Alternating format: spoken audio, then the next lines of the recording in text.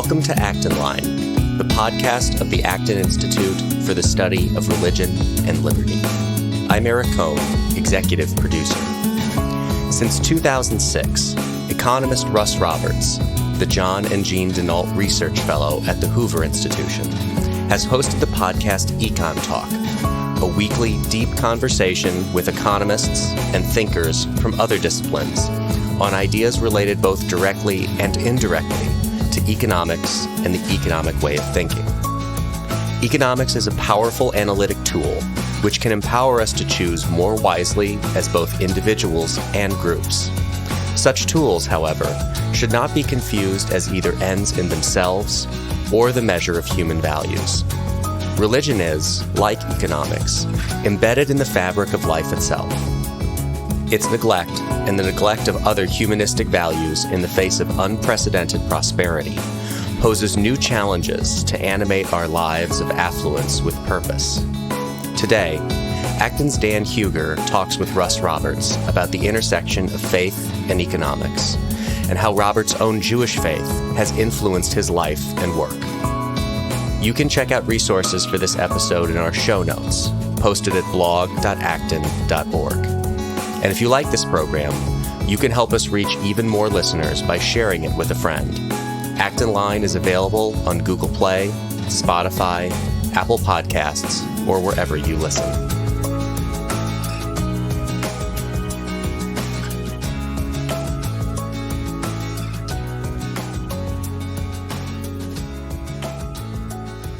Welcome. My name is Dan Huger, librarian and research associate at the Acton Institute. Today I'm joined by Russ Roberts, the John and Jean Nault Research Fellow at Stanford University's Hoover Institution.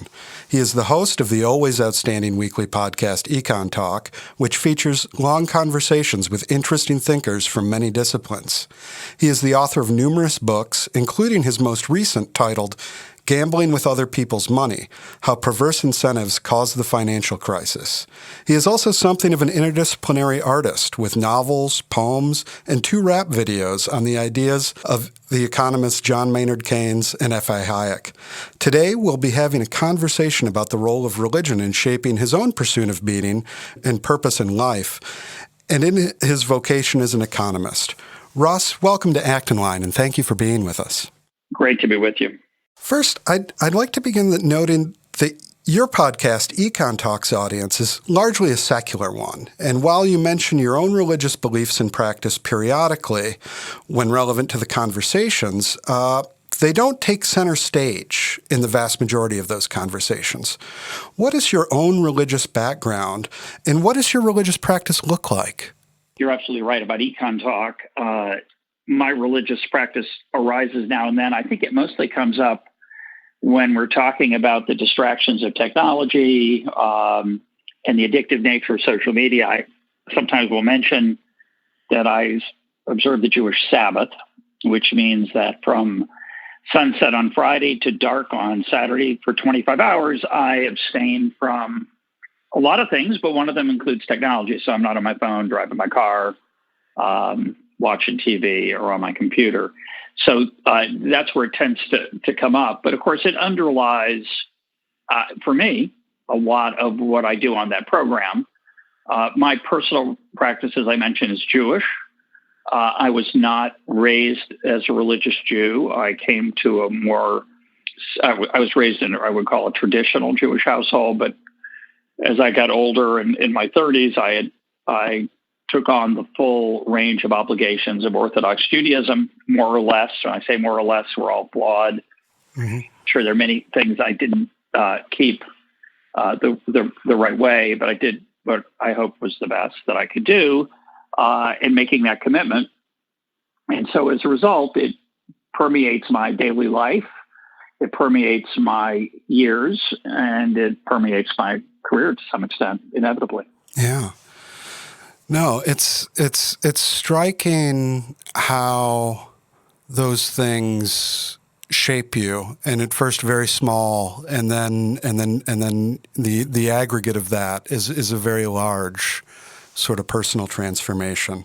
It eventually becomes the water you swim in. Yeah. And after a while, you don't even think about the fact that you're swimming.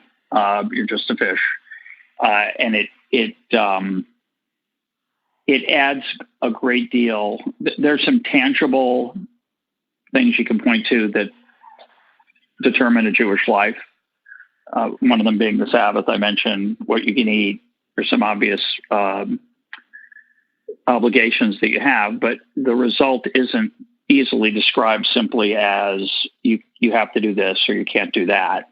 It changes your whole outlook on life inevitably, or at least it should. Absolutely. No. And I'm glad you mentioned that water they swim in, because, on your show there's certain recurring ideas, turns of phrase, and this is one from David Foster Wallace, and another one you return to on the show again and again is the notion, also from David Foster Wallace, that everyone worships.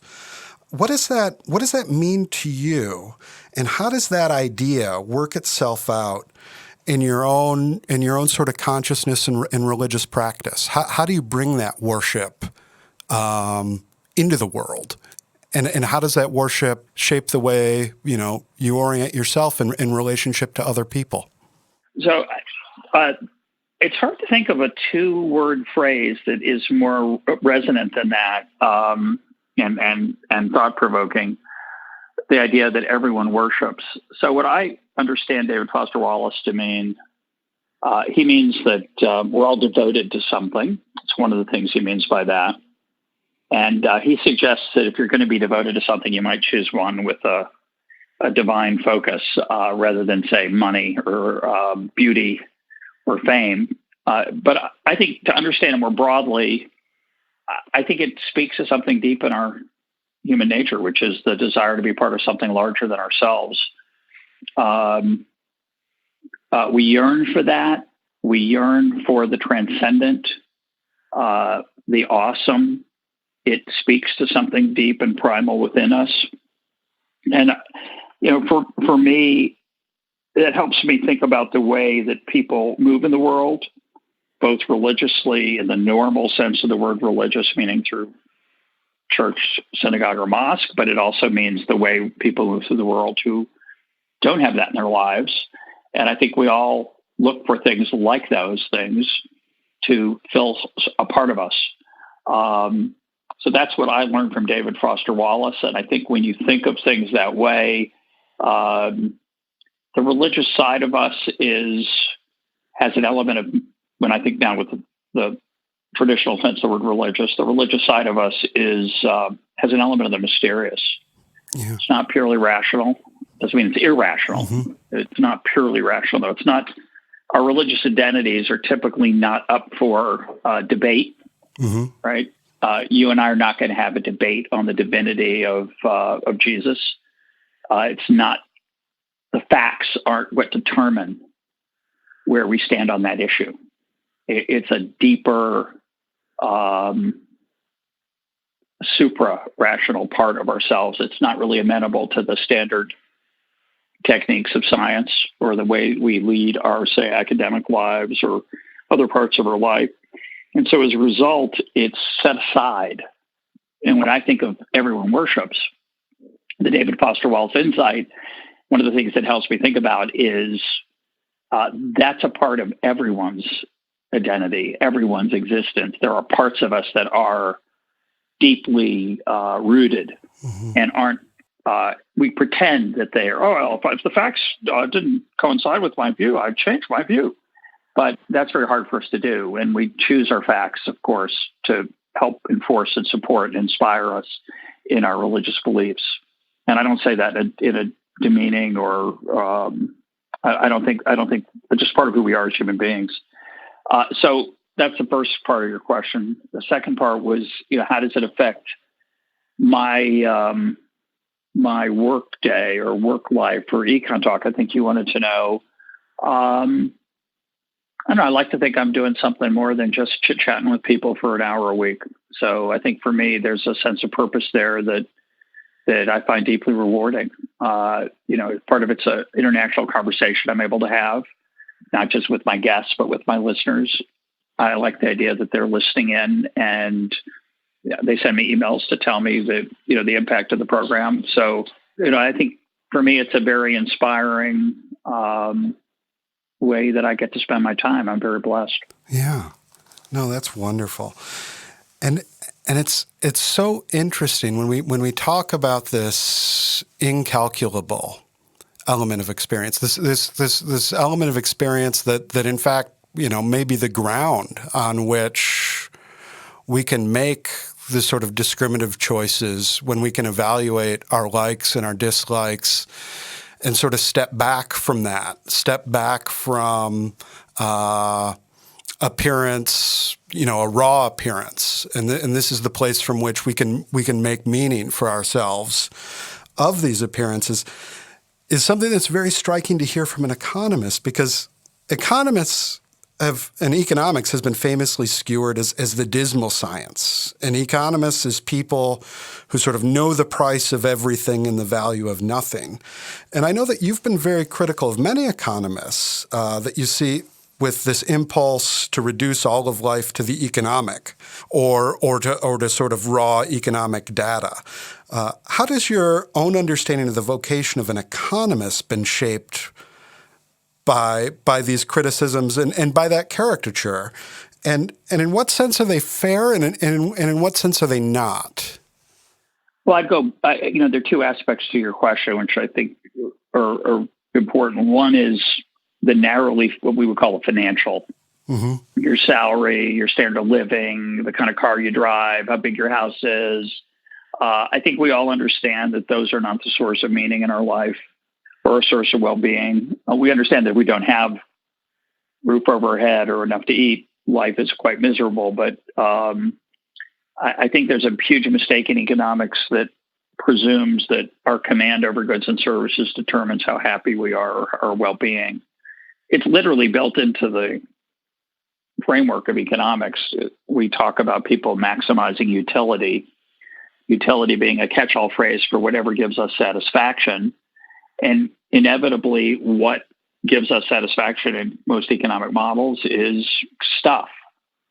And that's a corrupt, I think, view of the human enterprise. I think when pressed, most economists would agree, but they would say, that helps us understand the demand for shirts, or that helps us think about how people respond to taxation. Or they might say, well, of course, what people get satisfaction from goes beyond stuff. It includes pride and dignity and other things. And so I think there's a continuum of how economists deal with this inevitably narrow perspective on how we live. And yet in practice, it's really hard to remember all those caveats. So I think what actually happens in practice is we tend to forget about the fact that people care about more than money. We care about more than just our material well-being. And we give short shrift to the deeper source of satisfaction that we have in the world. And that is, you said I criticize economists. I criticize economics, that practice of economics. I think it's a common problem. I don't pick on particular economists for often at least for failing to note these richer ideas. But I do think there's a challenge in economics, and it goes way beyond economics. It's in psychology. The idea that there's a science of happiness is very seductive, and I think wrong. To think there's a calculus of well-being, which is, again, the economics reductionism. But more than that, the idea that our focus on what can be measured, which extends well beyond economics, it comes out of the scientific revolution and the application of the scientific method of 500 years ago with Francis Bacon. That was a glorious insight into how to understand the world better, but we often forget the limits of what parts of the world that can illuminate. So my criticism is on the failure to recognize the limits of those techniques and focus, as we as humans inevitably are going to do, onto what can be measured, and the intangible, the subjective, the mysterious. Those things are going to be undervalued in that calculus because they can't be measured. Absolutely. Now, economics being what it is, which is often seen as a value-free or value-neutral social science, and this is something that is not you rightly point out, is not unique to economics. This is many disciplines, and this attempt to calculate happiness is something that goes on in psychology as well. Does religion have anything to contribute to a solution to that problem about how do we hold, on the one hand, to a sort of scientific method, because it has demonstrated abilities to create marvelous insights into the natural world, and even into some sort of human decision making and that sort of thing in terms of psychology and economics. But how do we bring those? Paul Heyne used to say, he wrote an essay a number of years ago that actually we published in Religion and Liberty, entitled "The Limits of the Economic Way of Thinking," and he talked about how markets are excellent at delivering to us what we want. But what we all ought to keep in mind is to think about more critically what we want. Is there any way that you can see that concern with of bringing values into the equation? Do you see opportunities to do so in economics as a discipline? Or is that something that we have to preserve the sort of integrity of economics as something that we sort of have to set aside? Well, first of all, I want to make it clear that even though I'm critical of economics, I think it has a great deal to teach us. And in particular, I think its most important contribution is in helping us understand complexity and the way that individual actions aggregate into social results, such as the level of prices in a particular city, say for housing, or how innovation might lower the price of something over time through competition and improvement. Those are really important aspects of human life that economics illuminates. I just think we have to be careful not to overestimate what we can measure and understand with any precision. That's my main complaint. I want to try to get at your deeper question, though, about values in maybe two different ways. The first is that religion, one of the things religion does for us is it gives us a narrative to make sense of the chaos around us. And you can think of economics as a different narrative, right? Economics is a narrative that says typically people are rational. They're trying to do the best they can with the limited amount of resources, so they have to make choices, face trade-offs, and so on. And in that, if we're going to caricature the economics way of thinking, you might say the essence of life is to calculate well, make those trade-offs wisely, understand that choices have consequences and foregone opportunities, and therefore you should choose well. But what economics doesn't tell you, of course, is what matters. It is value-free in that sense. And to understand what matters, I think you need a different kind of narrative about life. Is life about maximizing how much fun you can have? Is it about making sure you have the most pleasure? Is it to minimize risk? Is it to minimize pain? Is it to minimize suffering? Or is it to join with others and be part of something larger than yourself? And of course, they're all true. All those things are part of life, and you can choose those different narratives to help you think about how to live. Yeah. And, in the economic way of thinking, I should say the economist's toolkit, as I mentioned before, it's about maximization. It's about getting the most out of any opportunity. We all understand that in actual life, people don't do that. If they do, they tend not to have that many friends. If you see every encounter as a chance to say, what can I get out of this? You're not going to have a very good marriage. You're not going to be a very good parent. You're not going to be a good neighbor. And so the economist recognizes that and says, oh, yeah, well, let's put some other things in the model. Let's recognize that, I'm going to leave that's off to the side.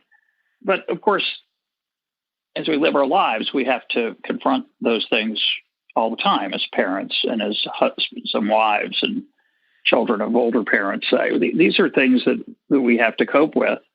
And I think the one way to think about the contrast between the economic way of thinking and what you might call the religious way of thinking is in the economic way of thinking, you start with a certain set of preferences, a certain set of values, and you try to get the most out of life given those preferences. The religious way of thinking, and to come back full circle now to how you asked your question, is, okay, but what are my values? What do I want to care about? So I may want something, but what do I want to want? What do I want? What do I aspire to in my day-to-day life? Is this it? Can I change? Can I improve? Can I make myself a better human being? What if that were less fun? Would that mean that the economics way of thinking says you shouldn't do that? Does the economics way of thinking say that most people don't want to do that? And yet we know people who try to do that, or at least give the impression they do. How are we to understand that? So I think if we think about a religious life as, aiming towards something higher than just what gives me pleasure, I think that gives us a very different way of thinking about how to make our choices. Yeah, I think that's excellent. I mean, because something you see in a broad spectrum of religious traditions is the notion that many of our desires, many of our wants, are things that we should not want. St. Paul uses the expression, there's a war in my members. There's a divided self. There's an aspirational self, and there is a self that is content with the pleasure principle. And there's a way in which those things, recognizing that tension is sort of one of the fundamental sort of insights of religion. I should add, I don't have anything against pleasure. Yeah. And Judaism is not a particularly ascetic religion. Mm-hmm. Asceticism is generally frowned on. In fact, there's I think it's in the Talmud, the idea that when you come to the world to come, you're going to be asked, did you taste everything that was available to you? Some things are not available. Another person's spouse or pork, but in Judaism. Yep. But of the things that are available to you, the gifts that God gives us, did you explore them? Did you lead a full life? So there's no in Judaism, there's no idea of asceticism. There is the idea, though, to come back to your earlier questions about EconTalk and the way I see myself, a very powerful idea in Genesis that for 6 days you shall work, and on the seventh day you should rest. That's a different kind of day. Those 6 days of working are important. It's not just that. Two things to say about that. The day of rest is not to recharge your batteries so that you can be more productive. The day of rest of the Sabbath has a unique set of spiritual demands and pleasures that have more to do with the experience itself rather than what you're not doing, that you're not working, that you're taking leisure. Not just a holiday. It's more than that. That's the first point I want to make. Second point I want to make, though, it is a little bit in tension with that, which is that the working has its own value. The working is that we have a job. The Hebrew is tikkun olam, the idea of repairing the world, that the world is broken, and that we have an obligation to make it better, is a very important Jewish principle. So for me, work has its own value, and not working has more value than just leisure, but they both are important. Absolutely. Now, have the concepts and principles of economics influenced your own understanding of religion or the religious experience? Not just your own, but is there something that economists can teach us about, maybe not the inner life, but sort of the community life of religion or its institutional forms? Judaism's very different from Christianity in certain aspects, besides some core beliefs, obviously. One of the differences, I would say, is the concept of halakha, which is usually translated as law. There are a lot of rules in Judaism. It's traditional to say there's 613 in the Hebrew Bible. In a way, that actually is an undercount. You could say, well, there's 10, right? 10 commandments, and there's actually a lot more. Yeah. And in fact, we think about their application to daily life. There's a lot more. But the point I want to make is that halakha, which is often translated as laws or rules, actually literally means way, the way, the path, the mode. You could say that your mode of living. The halakha is a very, very wide-ranging set of restrictions and obligations that infuse every single aspect of life, which makes it sound a little bit burdensome or onerous. It can be at first. After a while, for many people, it becomes, again, the water you live in. It's not, it yields a texture to life and a flavor to life that can be deeply rewarding. But my point is that a lot of Jewish law in the Talmud or in the Hebrew Bible, where it starts, is about how we interact with each other in the workplace or as buyers and sellers. So it's not silent about any aspect of our life.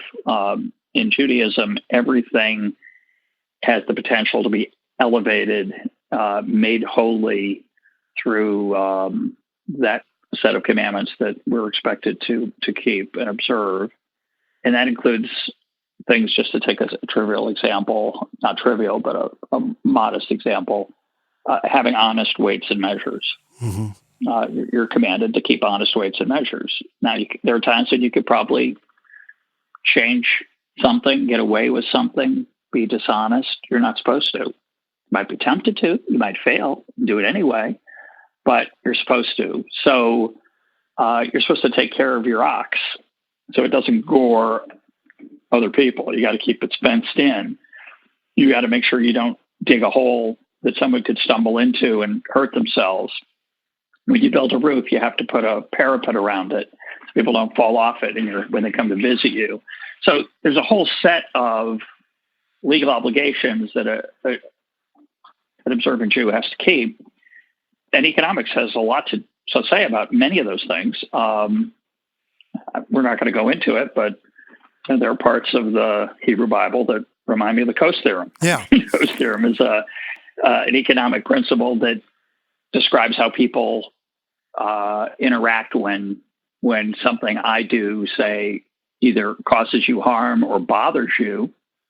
We're in the middle of this right now. If I go hiking, as I did this past Sunday, wearing a mask in the middle of the pandemic, and someone comes along not wearing a mask, there's a temptation for me to get angry at them and say, that person's harming me by not wearing a mask.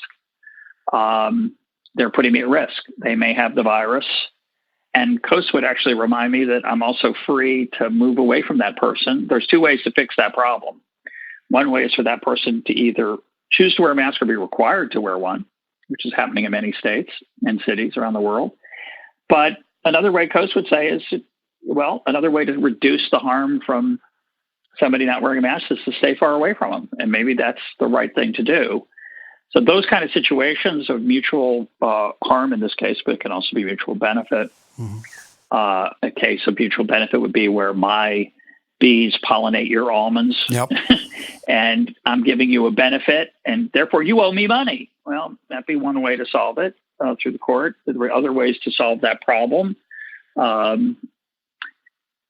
So economics and Judaism interact in that sense when Jewish law is related to things that we would very much call economics, our interactions with each other as buyers and sellers, or our impact on each other through the choices we make, which are often in economics called externalities. So that part the Torah, the Talmud, the Hebrew Bible have things to say about all those things, and I like looking at those things through the eyes of an economist. It's fun for me to think about it. No, that's fascinating, and there are so many layers. I mean, you look. One of the things we do at the Acton Institute is we try to bring English translations of many works from the early modern period, and particularly in the Christian tradition, of theologians grappling with these economic questions. And this happens, of course, also in Judaism and also in Islam. And many elements of the Hindu tradition. There are economic questions that are sort of explicitly argued for and explained in a way that's in not the modern discipline of economics, but with a lot of those same developing some of those same analytical lenses that modern economists employ that we often don't see in much contemporary religious discussion. Do you think religious leaders would be better served with a better understanding of economics? Do you think that that's something that it's something that you very much enjoy and which deepens your own understanding of your own faith? Do you think that would be beneficial if more religious people had exposure to those ideas and those sort of analytical lenses? Well, I'm going to give you the downside, but then I'll make a case for the upside. So the downside is that it is alleged, and this could be true, it is alleged that if you major in economics or study economics, you're more likely to act selfishly in certain situations. So it's probably exaggerated, but I'll give you the flavor of that idea. The idea is that I'm walking down the street, I find a wallet, and it's full of money, and no one's around. What do I do? So some economists would say, well, you should keep it. There's no cost to keeping it. No one sees you. You've just made free money. Why wouldn't you keep it? Or if you're really nice, you could, I guess, put the cash in your pocket and put the wallet back down in case the owner comes back. At least they can get the driver's license or credit cards. I think that's a really horrible way to look at the world. I think you should not take the wallet, or if you do, you should take it, try to find the owner, track them down. And you can, as I mentioned before, you could wedge that into the economic way of thinking by saying that I'll feel a lot of satisfaction from helping the owner find their money and so on. But I do think there's a temptation in economics to confuse what we call the positive and the normative, what people do with what they should do. So what people actually do, of course, is often they might keep the money. It doesn't mean it's the right thing to do. Just because it's narrowly rational, it's not necessarily a good thing to do.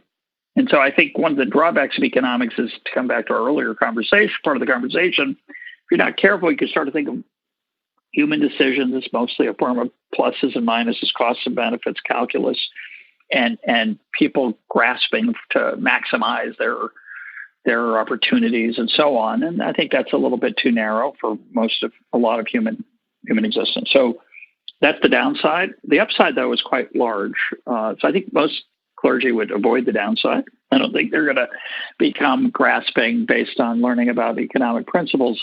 I think the real value of economics to religious people in general, and especially clergy, is to appreciate the complexity of the world. Thomas Sowell, either himself or quoting George Stigler, I can't remember now, said economics is the study of and then what? And then what? So this seems like a good idea, but you'd have to ask, and then what? What are the consequences of this idea? So you might think it's a great idea to require employers to pay people $15 an hour, and if they pay less, they're liable for fines or jail. We should have a legal minimum wage. In my view, that is a mistake, because when you say, and then what you've said, what you realize if you're trained in economics is to think about, well, what are the ramifications of that law? Is that all it's going to do is just raise the wages of people who earn less than 15 up to 15? And then you start thinking, yeah, well, maybe it would also raise the wages of people who make more than 15. because now suddenly they're in competition and employers are trying to attract people, and maybe that they'd have to pay those other people a little bit more. But then you start to realize, but won't there be some people who aren't worth $15 to an hour to an employer? Are they going to have trouble finding work? And a lot of economists would say, yes, they will. And maybe this thing I'm doing to make people better off is actually going to harm them. So that kind of thinking, which does not come natural in my experience, having taught in the classroom, I taught for 30 years teaching these ideas. Most people don't think about that. They just think, well, this sounds good. And I think what economics tells you is often what sounds good may not be as good as it looks on the surface. And sensitizing people to those kind of complexities, I think, is deeply, deeply powerful to help people understand that some things emerge not by design, but by the individual choices of a lot of people, and they're not easily changed without serious consequences, is really important. I think most people think that many of the problems in life are the result of somebody turning a knob too far in one direction. So they think, we have to fix it, just turn it back the other way. They say, education is not very good in America, so we need to spend more. Usually when you spend more, you get more for your money. That's what we've been doing, yeah. We've spent more in education for about 60 years on a per capita, per student basis, and we haven't made a lot of progress. Some say we've lost ground. Maybe there are some incentives that make it challenging for that money to be spent wisely. Maybe there are other things going on that aren't amenable to spending more money. So, those are bread and butter. That's just easy for economists to ponder. And I think clergy and most human beings would be would profit from learning to think that way. Absolutely. Yeah, there are many problems in the world caused by failures of public policy rooted in this sort of understanding. And also there are personal and professional failures with a similar sort of constellation of misunderstandings that are at their root. These aren't, however, the root of all social problems. How do you understand the role of meaning and purpose in life? Those struggling to find meaning and purpose often find it in a religious tradition. What role does religion and religious institutions have in answering these needs that material abundance can't provide? That even if we make all of the right policy choices, even if we are extremely wise in our getting and spending, what problems remain? And are there religious answers or more broadly cultural answers to those problems, do you think? I'm probably going to forget your question, but I want to use it to go back to one aspect of what we were just talking about. Absolutely. I think when people look at public policies that don't work well, they tend to assume it's the result of wickedness, usually on the part of our political opponents, or sometimes maybe just ineptitude. But the idea that they're just too complicated to fix is really not appealing to most of us. And what economics reminds you of is that not every problem is caused by somebody's wickedness, somebody's exploitation of another. Sometimes it's the result of choices that were made by lots of people under a system and a set of incentives that doesn't lead to excellence. And it's those incentives that need changing, not the wickedness of the people. A lot of times people look at problems and say, we just need a different group of people in charge, forgetting that once the new group gets in charge, they tend to act like the old group. So if you don't change those underlying incentives, I think you're not going to get necessarily better public policy. But I just wanted to mention that. But your real question, which is a deeper question, is the idea that aren't there things beyond the material that make up a good life? And I think everyone understands that, not just religious people. Mm-hmm. As you say, religion is one way that people find meaning in a finite life, a finite life of challenge and of challenge. But there are other ways. A lot of people find it through work, through devotion, through teamwork, through goals that they find satisfaction in achieving. A lot of ways that people go beyond the material to find meaning in life. And I think a good economist understands that, and a bad economist struggles to understand. I like to say there's no variable for dignity in the data set. Mm-hmm. Dignity matters a lot. You don't have to be a religious person to understand. A religious person may be more sympathetic or more sensitive to the importance of dignity, but everyone, you don't have to be religious to appreciate it. Mm-hmm. All of us have the challenge of trying to remember its importance. I like to use the example of if a person's making $50,000 a year in a job that's deeply satisfying to them, that uses their skills, that allows them to overcome challenges, that has a measure of creativity in it, that allows people to work with others in achieving the goals of the organization.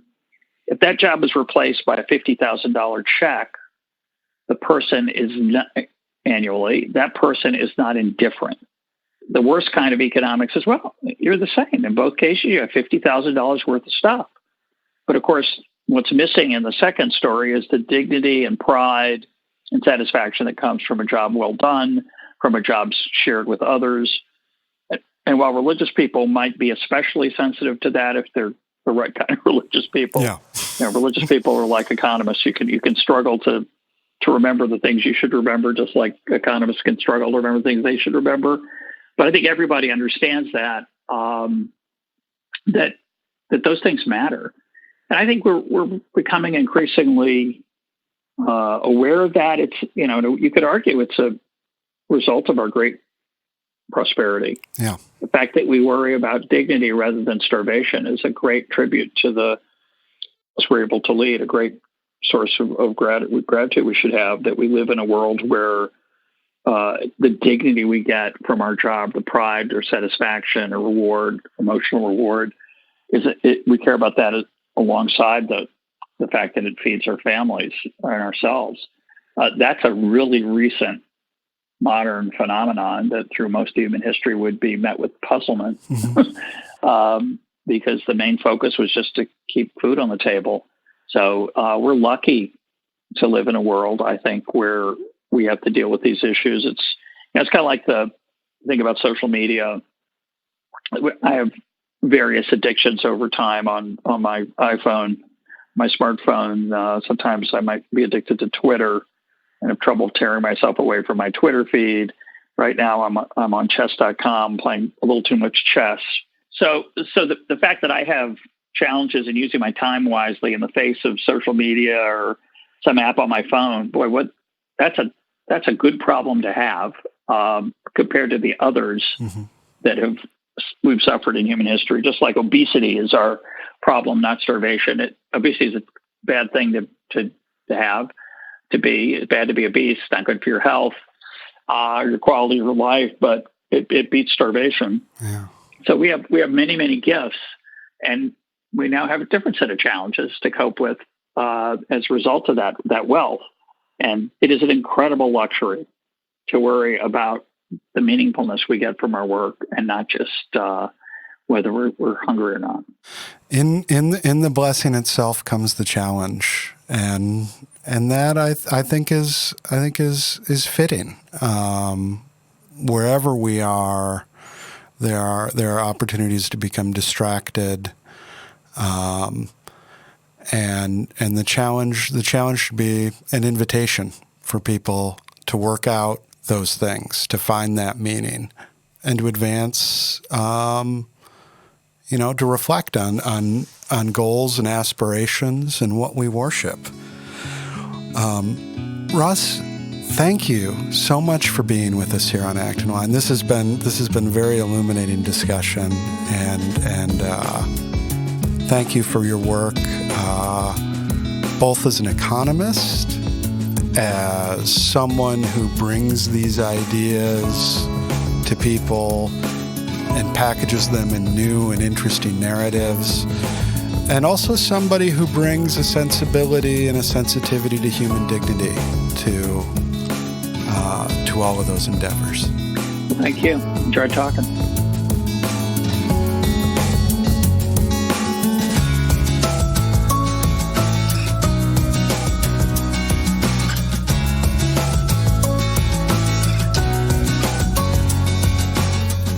As always, thank you so much for listening today. Our podcast team loves putting the show together for you every week. And it's so encouraging to hear back from our listeners. Feedback is incredibly important to us because it lets us know what you like to hear more of, including the kinds of topics you're interested in most. You can reach our team at actonline@acton.org.